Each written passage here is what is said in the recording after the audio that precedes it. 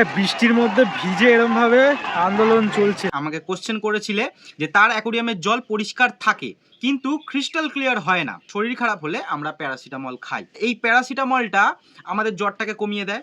আমাদের যে ফিল্টার আছে ফিল্টারের মধ্যে দেখবে স্পঞ্জ ইউজ করি আমরা, তো এটা হচ্ছে প্যারাসিটামলের কাজ করে। জ্বর কমছে না তখন ডাক্তার কি করে প্যারাসিটামলের সাথে একটা অ্যান্টিবায়োটিক দেয়। অ্যান্টিবায়োটিকটার কাজ করে হচ্ছে বাবা টুকি। আগের দিন বাবাকে ভালো মতন গ্যাস দিয়েছিলাম। অনেকে হয়তো ভেবেছিলে যে আজকে শুনানি হবে, আজকেই সব রকম কিছু হয়ে যাবে, আজকে দোষীরা শাস্তি পেয়ে যাবে, কিন্তু এরকম একদমই না। এই মা অনেক সময় বলে যে এরকম কেন ভিডিও দেখাস, আমার বাড়ি, আমি ব্লগ বানাচ্ছি, যেমন বাড়ি হবে তেমনই তো দেখাবো। আমি তো লোকের বড় বাড়ি বাংলো দেখাবো না। এখন গোটা দেশ গোটা রাজ্যের চোখ সুপ্রিম কোর্টের ওপরে, কারণ একটু বাদে দিয়েই শুরু হবে শুনানির কাজ।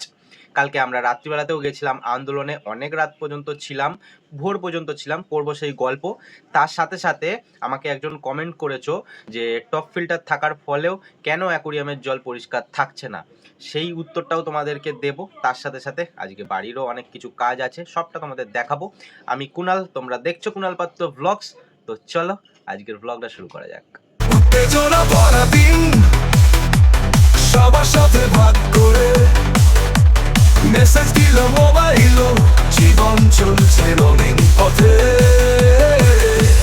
কুনালের লাইফ দেখো এত স্টাইল, ইউটিউবে লাইভ, লগিং এর ফাইল।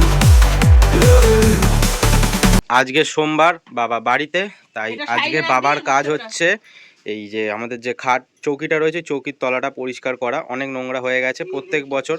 ওটা হচ্ছে আমার ল্যাপটপের তার। প্রত্যেক বছর আমাদের দুর্গাপুজোর আগে সব বাড়ি পরিষ্কার করা হয়, এই খাটের তলাটাও পরিষ্কার করা হয়। কি বাবা হচ্ছে বাবার স্বার্থে। হ্যাঁ, বিশ্বকর্মা পুজো আছে, ওই তো সেই জন্যই, হ্যাঁ সেই জন্যই পরিষ্কার করছে। সেটা তোমাদের কম বেশি দেখাবো, কিন্তু আজকের ভ্লগটা শুরু করি একটু রাত্রির থেকে।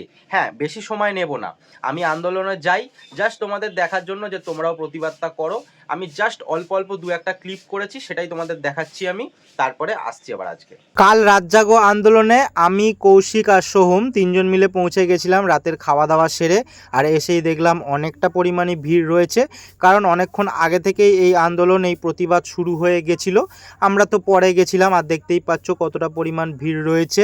আমার একটা জিনিস বেশি ভালো লাগলো, আজকে অনেক বাচ্চারা এসছে। এর আগেও এসছিল, কিন্তু আজকে বেশি এসছে। আর এই যে উঁচু থেকে দেখতে পাচ্ছ আমরা ভিডিওটা করছি, আমরা একটা লরির মাথাতে চলে গেছি, কারণ আমাদের কাছে ঘটি বাঙালের একটা ব্যানার রয়েছে, সেটা যাতে সবাই দেখতে পারে, সেই জন্যই। পাওয়া যায় বৃষ্টির মধ্যে ভিজে এরকম ভাবে আন্দোলন চলছে, সবাই চলে গেছে সাইডে সাইডে। আর আমরা তিনজন লরির ওপরে ব্যানারটাকেই মাথায় দিয়ে রয়েছি, আমরা ভিজছি না, কারণ ভিজলে শরীরটা খারাপ হয়ে যায়, সেই জন্য কিন্তু আমরা রয়েছি। আর একটা কথা তোমাদের বলতে চাই, মেয়েরা কি করে মেয়েদেরকে ট্রোল করতে পারে এইসব ব্যাপার নিয়ে। স্বস্তিকা যে আমাদের অ্যাক্ট্রেস ম্যাডাম, যাই হোক না কেন, আমার খুবই ভালো লাগে।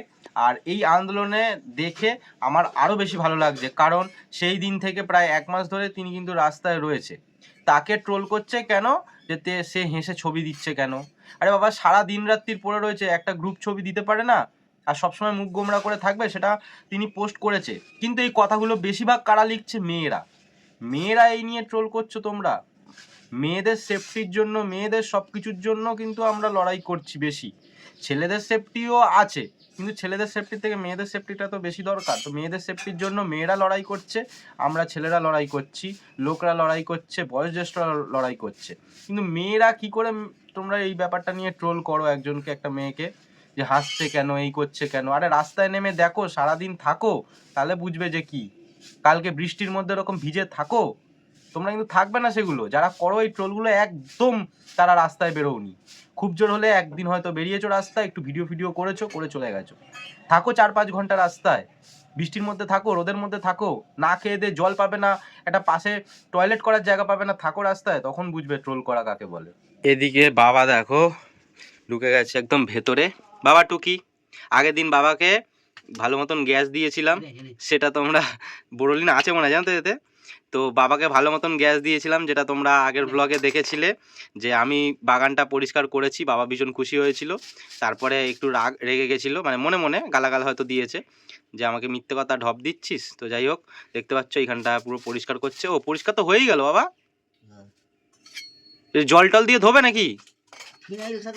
আর একটা কথা তোমাদের বলতে চাই, মা অনেক সময় বলে যে এরকম কেন ভিডিও দেখাস, দেখতে পাচ্ছ কেমন অবস্থা এখানটা খাটের তলাটা। তো আমার বাড়ি, আমি ব্লগ বানাচ্ছি, যেমন বাড়ি হবে তেমনই তো দেখাবো। আমি তো লোকের বড় বাড়ি বাংলো দেখাবো না। আমার যেটা আছে আমি তো সেটাই দেখাবো। আর যারা তোমরা দেখছো আমাকে ভালোবাসো, সেই জন্য ব্লগ ভালোবাসো, সেই জন্যই দেখছো তোমরা। যারা বলবে দূর এসব কি দেখাচ্ছে, তারা দেখবে না ব্লগ কি আছে। তো এটা ঠিক কিনা ভুল বলো, আমার যেটা আছে আমি সেটাই দেখাচ্ছি, আর সেটা দেখানো উচিত। তুমি মানে ওরকম করবে না যে হ্যাঁ আমি ছোট হয়ে যাব, কি ছোট হয়ে যাবে, তোমার যেটা আছে সেটাই দেখাবে। এখন খাবো হচ্ছে টিফিন, দেখতেই পাচ্ছ আবার ক্যান নিয়ে বসে পড়েছি, রুটি আছে এর মধ্যে। আর আজকে মা ছোলা আলু কুমড়ো দিয়ে তরকারি করেছে, বেশ ভালো লাগছে। কিন্তু এত তেল দিয়ে রান্না করেছে টিফিনের তরকারি, ভাবা যায়? আমার চোখ রয়েছে শুনানির দিকে, আশা করি তোমার চোখও রয়েছে শুনানির দিকে। তো আমি একটা কথা বলতে চাই, অনেকে হয়তো ভেবেছিলে যে আজকে শুনানি হবে, আজকেই সব রকম কিছু হয়ে যাবে, আজকে দোষীরা শাস্তি পেয়ে যাবে, কিন্তু এরকম একদমই না, যতটা এখনো পর্যন্ত বুঝতে পারছি। আর এটা এই 1 মাস সবে হলো, আমরা ভাবছি 1 মাস হয়ে গেল এখনো দোষীরা শাস্তি পেল না। আমার যা মন বলছে এটা এখন মাসের পর মাস চলবে, এটা শেষ হওয়ার না। এটা হচ্ছে পুরো সিস্টেমের একদম মানে সবাই জড়িত, সবাই। ওই পুলিশরা তো একটা ইনস্ট্রাক্টর, যে পুলিশকে আদেশ দিয়েছে এই সবগুলো করার জন্য, কিন্তু সব বড় বড় মাথারা রয়েছে এর মধ্যে। তো একজনকে যদি টানতে যাও 10 জন আরও আসবে, ওই 10 জনকে টানতে গেলে আরও 50 জন আসবে। তো সেই জন্য টানা হিজড়াটা আস্তে আস্তে হবে, এটা অনেক সময় সাপেক্ষর ব্যাপার। আমাদের আন্দোলন আরও চালিয়ে যেতে হবে, এই একদিনে হবে না। আবার মঙ্গলবারে শুনানি দিয়েছে, তো সেই দিনকেও হবে। বলছি তো এরকমভাবে আস্তে আস্তে 1 সপ্তাহ অন্তর অন্তর এবার ডেট, 1 মাস অন্তর অন্তর ডেট এবার আসতে থাকবে। এবার আমরা যতক্ষণ আন্দোলনটা করব ততদিন চাপে থাকবে, আর যদি আমরা আন্দোলন ছেড়ে দিই তাহলে চাপেও থাকবে না। সেই দেখবো 6 মাসে একবার শুনানির ডেট পড়ছে, 1 বছরে একবার হয়তো শুনানির ডেট পড়ছে, দোষীরা শাস্তি পাবে না। এর আগের ব্লগেও তোমাদের বলেছি বাবা বাড়ি থাকলে চা খাবো না, সেটা কি করে হয়। তো এখন বাজে প্রায় 1:45, এখন আবার চা খাচ্ছি, এটাই লাস্ট। বাবা যদি এরপরে আবার খায়, মানে দুপুরে খাওয়া দাওয়ার আগে তো খাবে, আমি আর খাবো না, এটাই লাস্ট। তো চাটা খেয়ে নিই, তারপর আসছি। বাবা দেখো কত পাতা জড়ো করেছে পুরো ঝাঁট দিয়ে, তোমরা হয়তো এর আগে দেখেছো, এখানে পুরো পাতায় ভর্তি হয়েছিল। মা ঝাঁট দিচ্ছে না অনেক দিন ধরে, মানে বেশি দেয়ও না, তার মধ্যে দাঁতের যন্ত্রণা দিচ্ছিল না। আর বাবাও সকালবেলা করে দেয়, কিন্তু এখন দেয়নি। হ্যাঁ, আমি তোমাদের কাছ থেকে একটা কথা জানতে চাই। সুপ্রিম কোর্ট নির্দেশ দিয়ে দিল কালকে 5টার মধ্যে সব ডাক্তারদের জয়েন করতে হবে। তোমরা এই ব্যাপারটাকে কে কিভাবে দেখছো? তাদের কি জয়েন করা উচিত না উচিত না? আমি ওই হিসাবে বলছি না, কারণ সুপ্রিম কোর্ট নির্দেশ দিয়েছে মানে জয়েন করবে, আশা করি। কিন্তু তোমাদের কি মতামত, যে জয়েন করা কি সত্যি উচিত না উচিত না? এইবার ডিসকাস করব আমার এক ভাইয়ের কোশ্চেন নিয়ে। আমাকে কোশ্চেন করেছিলে যে তার অ্যাকোয়ারিয়ামের জল পরিষ্কার থাকে কিন্তু ক্রিস্টাল ক্লিয়ার হয় না। আমি আজকের এই কোশ্চেনের অ্যান্সারটা দেব একটুখানি আমাদের নিজেদের শরীর কেমন থাকে, ধরো শরীর খারাপ হলে যে জ্বর আসে, ওই এক্সাম্পলটা নিয়ে। তো তার আগে তার কমেন্টটা আমি দেখাচ্ছি, দেখতে পাচ্ছ স্ক্রিনে। তার 3 ফুটের অ্যাকোয়ারিয়াম আছে, সোবর একটা টপ ফিল্টার আছে, যেটা খুবই ভালো, জল ক্লিয়ার হয়। কিন্তু জল ক্রিস্টাল ক্লিয়ার করার জন্য কি কি লাগবে? ধরো আমাদের শরীর খারাপ হলে আমরা প্যারাসিটামল খাই, ঠিক আছে। এইবার এই প্যারাসিটামলটা আমাদের জ্বরটাকে কমিয়ে দেয়। তেমনি আমাদের যে ফিল্টার আছে, ফিল্টারের মধ্যে দেখবে স্পঞ্জ ইউজ করি আমরা, যেটার মধ্যে মাছের ওয়েস্ট, খাবারের ওয়েস্টগুলো আটকে যায়, জল ক্লিয়ার হয়ে যায়। তো এটা হচ্ছে প্যারাসিটামলের কাজ করে। কিন্তু ধরো খুব জ্বর হয়েছে, জ্বর কমছে না, তখন ডাক্তার কি করে, প্যারাসিটামলের সাথে একটা অ্যান্টিবায়োটিক দেয়, যাতে জ্বরটা একদম কমে যায় না হয়। তো এই অ্যান্টিবায়োটিকটার কাজ করে হচ্ছে ঝামারক, তারপর হচ্ছে সেরামিক রিং, এইগুলো কাজ করে। আশা করি এইগুলো তোমরা ফিল্টার মিডিয়াতে দাও না। প্রথম কথা বলি, সবুজ যে ফিল্টারটা আছে, ঠিক আছে, ওটার যে টপ বক্সটা খুবই ছোট, ওর মধ্যে ফিল্টার মিডিয়া খুব কম ধরবে।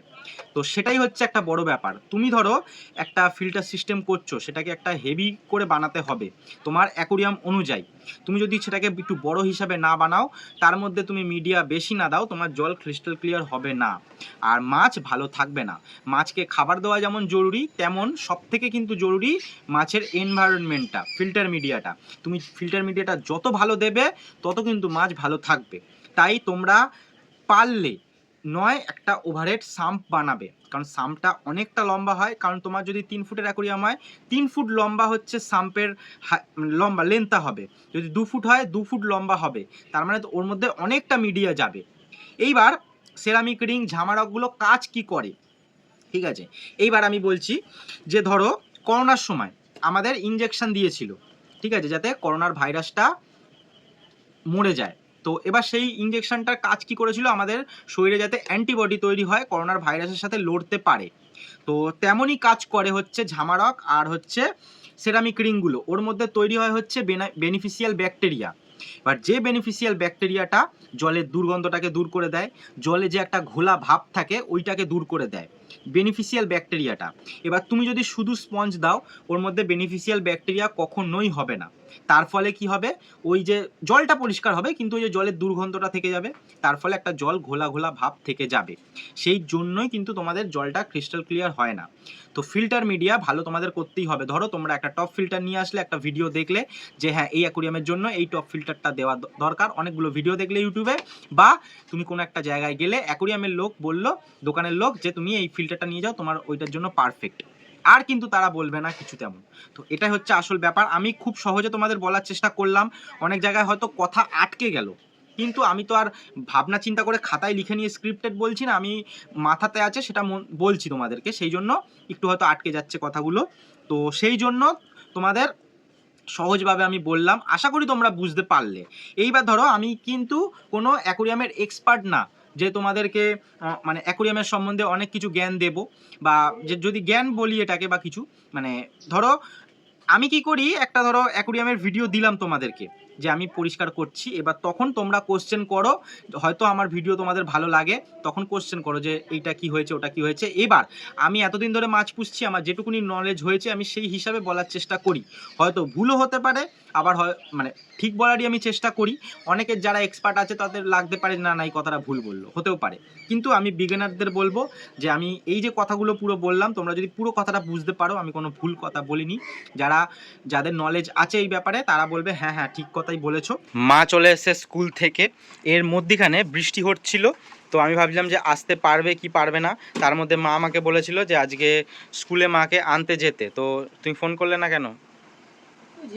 ঢুকলাম, আচ্ছা, তারপর বৃষ্টি এসে গেল, গল্প করছিলাম বাচ্চারা। সাবাস, দেখি দেখি দেখি, একটু ফর্সা ফর্সা লাগছে না? তো ঘেমে গেছি না, ঘেমে গেছে বলে ময়লাগুলো উঠে গেছে নাকি?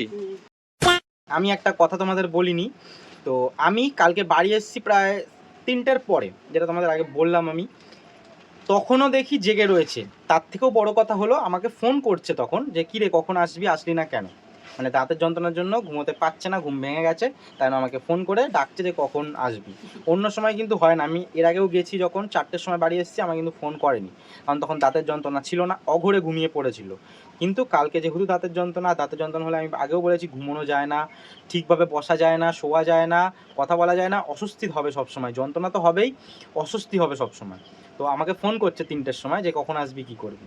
তো কী আর করা যাবে, আজকে মা হসপিটালে যেতে পারলো না, এবার আর কালকেও মনে হয় না যেতে পারবে, ওষুধ বলেই খেতে হবে, কারণ হচ্ছে আরেক যে জেঠিমা আছে সেই জেঠিমা ছুটিতে আছে, মাকে একা সবটা সামলাতে হচ্ছে। আজকের ভিডিওটা অনেকটাই বড় হয়ে গেছে, তাই খাওয়া দাওয়া শেষ আমার, ভাবলাম যে আরও কিছু করব, কিন্তু আর কিছু করলাম না, এটা সাসপেন্স রেখে দিচ্ছি, কালকে সেটা তোমাদের দেখাবো।